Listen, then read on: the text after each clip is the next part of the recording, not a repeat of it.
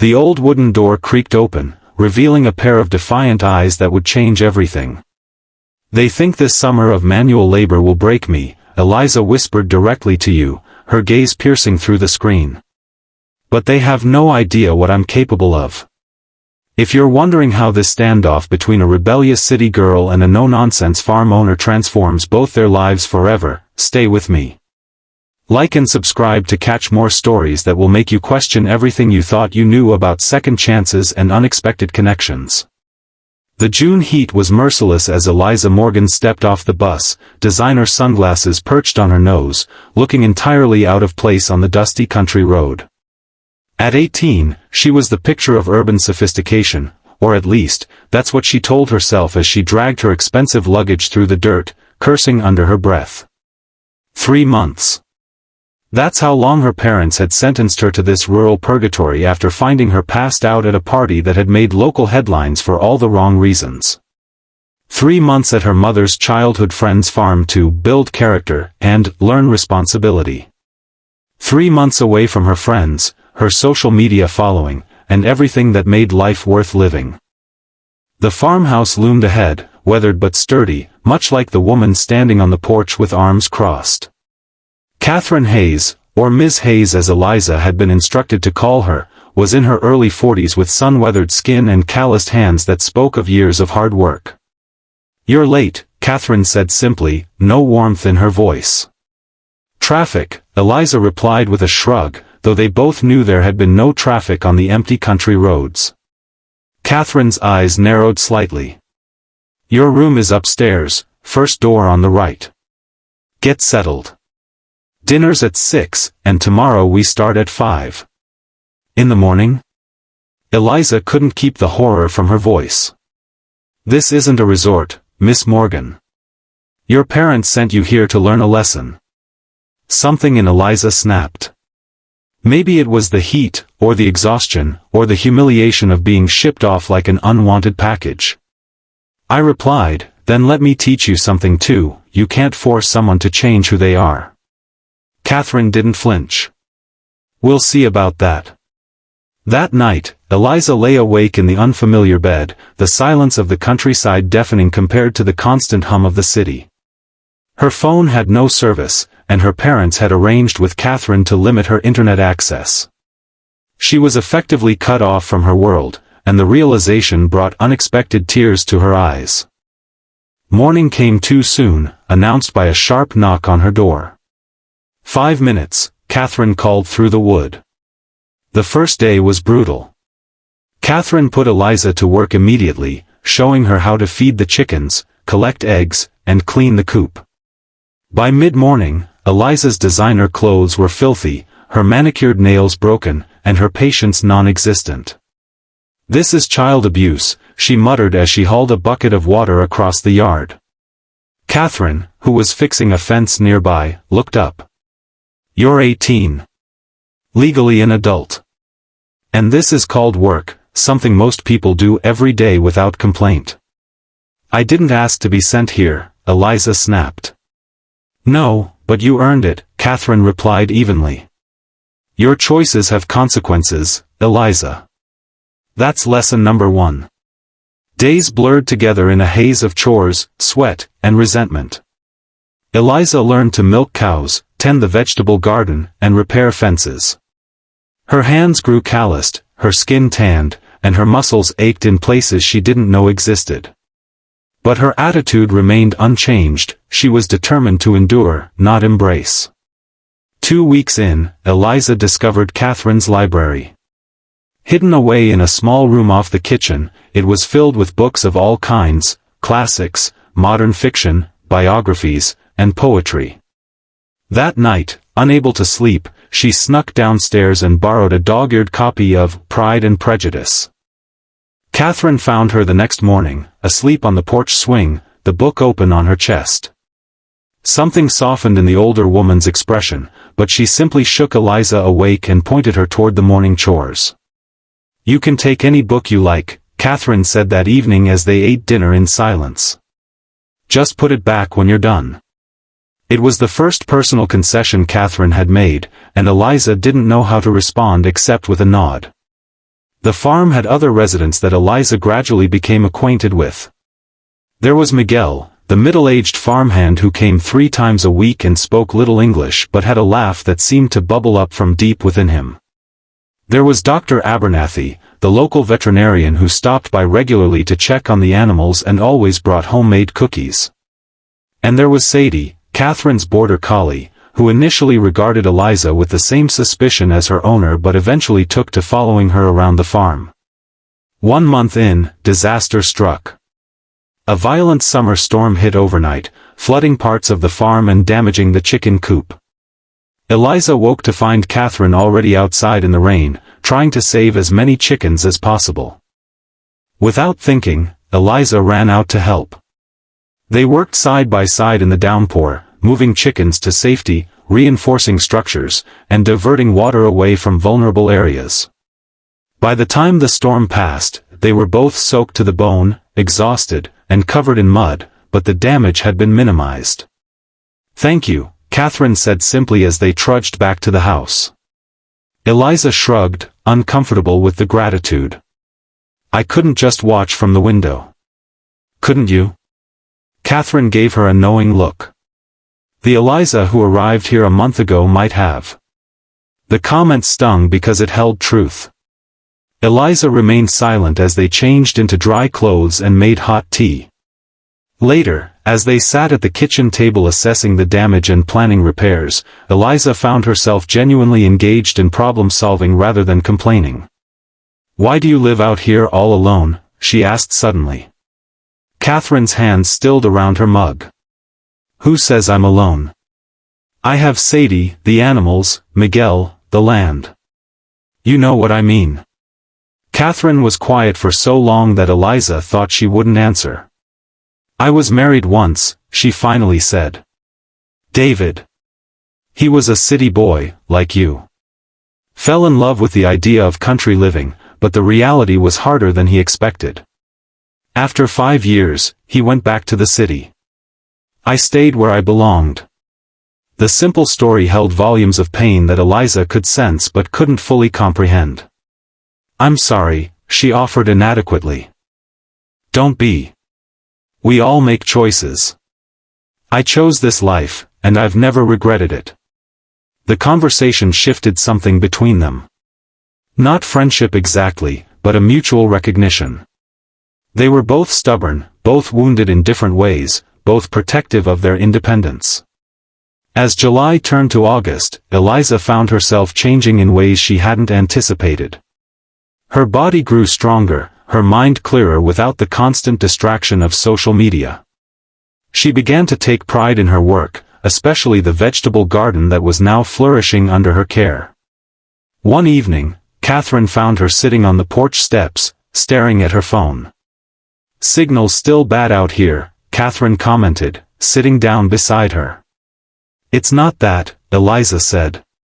"I was looking at old photos.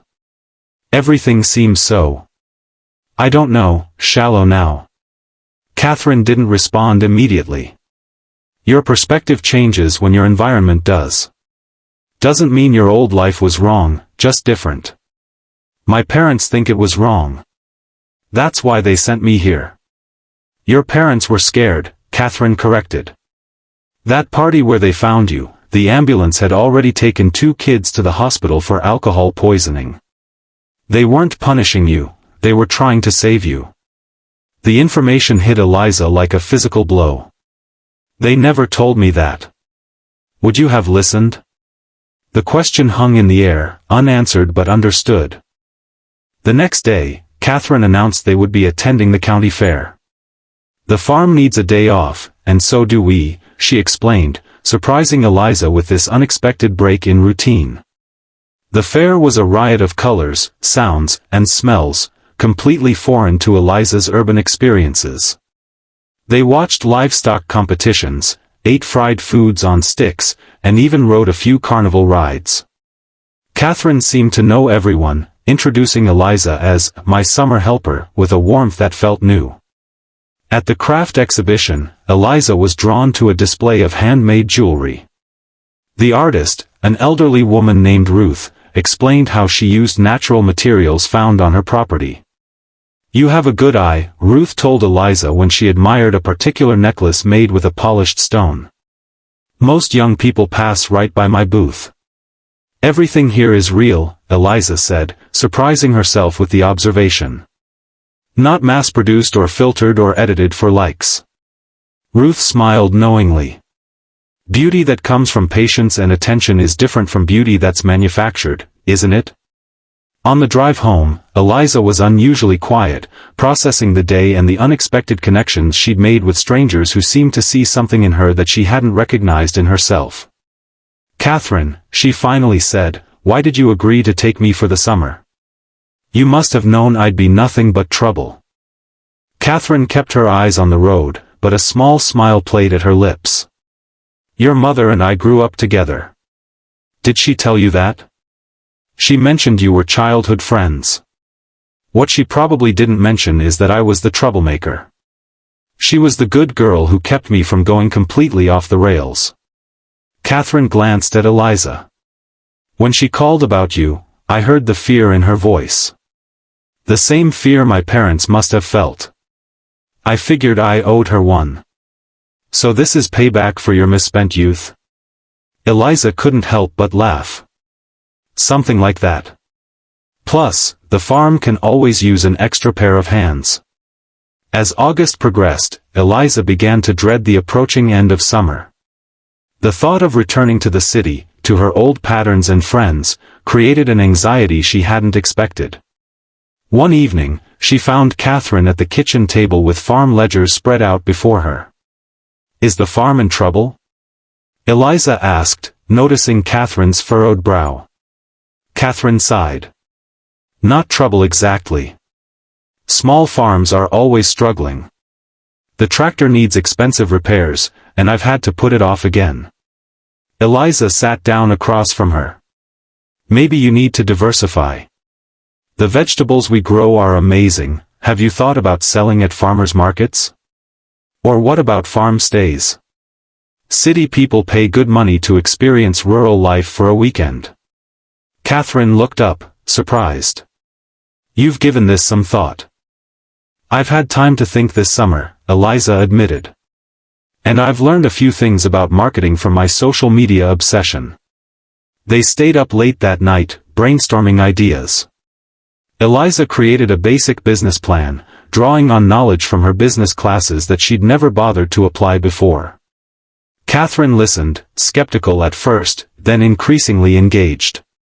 "You know," Katherine said as they finally prepared to call it a night, "you're not who I thought you were when you stepped off that bus." "I'm not who I thought I was either," Eliza replied honestly.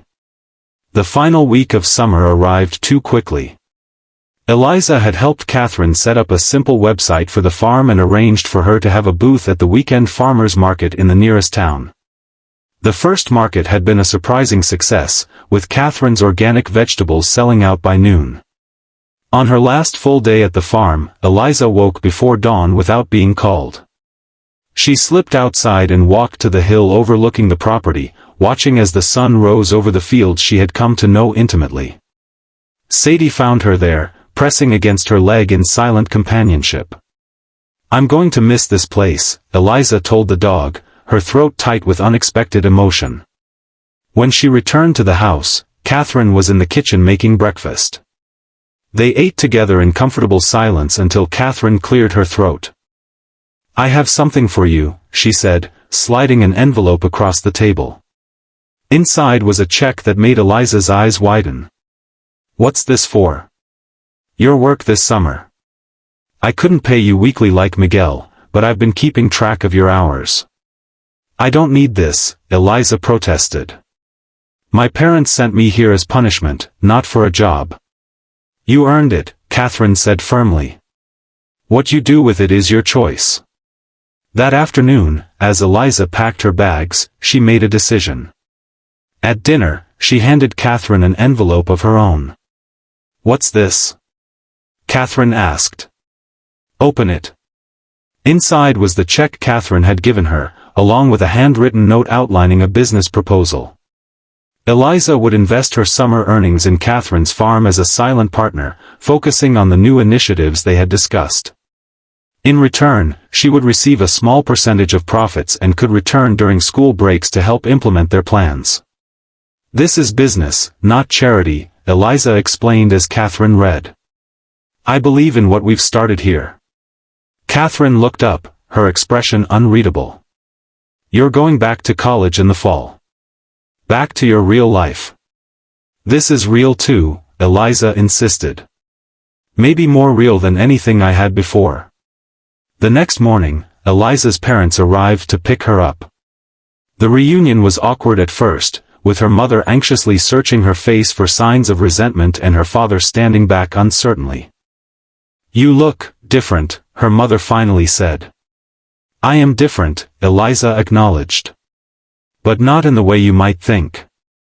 As they loaded her luggage into the car, Katherine approached with a small package. "Something to remember us by," she said, handing it to Eliza. Inside was the necklace from Ruth's booth at the county fair, the one with the polished stone that had caught Eliza's eye. "How did you know?" Eliza asked, genuinely touched. "I pay attention," Katherine said simply. "That's another lesson for you." As they embraced goodbye, Eliza whispered, "My family sent me here to learn a lesson, but I think we taught each other." Katherine pulled back, her eyes suspiciously bright. The best lessons usually work that way. On the drive back to the city, Eliza was quiet, watching the landscape gradually change from rural to suburban to urban. Her parents respected her silence, though she could feel their curious glances. "I've decided to change my major," she finally announced. "From general business to agricultural business management." Her father nearly swerved off the road. "Because of one summer on a farm?" "Because I found something that matters to me," Eliza explained. "Something real that I can help build." She told them about the partnership with Katherine, about the plans they had made, about the connection she had formed with the land and the work. As she spoke, she could see her parents exchanging glances, surprise giving way to cautious hope. "We just wanted you to be safe," her mother said softly. "To find some direction." "I know that now," Eliza acknowledged. "And I did. Just not the direction any of us expected." As they approached the city skyline, Eliza felt a momentary pang of anxiety. Would she slip back into old habits once surrounded by familiar temptations? Would her friends understand the person she had become? Would her resolve weaken in the face of parties and social media and the constant noise of urban life? Then she touched the stone necklace around her neck and remembered Katherine's steady presence, the satisfaction of work well done, the quiet mornings and star-filled nights. She had changed not because she was forced to, but because she had discovered parts of herself that had been waiting to emerge. Her phone buzzed with notifications as they entered cell service range, 3 months of missed messages flooding in at once. Eliza glanced at the screen, then deliberately turned it off and slipped it back into her pocket. "Aren't you going to check those?" her mother asked, surprised. Eliza smiled, looking out at the city that no longer defined her. "They can wait. I've learned the value of patience this summer." As the car wound through familiar streets toward home, Eliza felt not like she was returning to her old life, but like she was bringing her new self into a world that would need to adjust to her, rather than the other way around. The lessons of the farm, of hard work and authenticity, of connection to the land and to others, had rooted themselves deeply within her. And in the years that followed, as she split her time between college and the farm, between city innovations and rural traditions, Eliza would often think back to that first defiant exchange with Katherine. "My family sent me here to learn a lesson," she had said. "Then let me teach you something too," she had replied. Neither of them could have imagined then how true those words would prove to be, or how the lessons they taught each other well.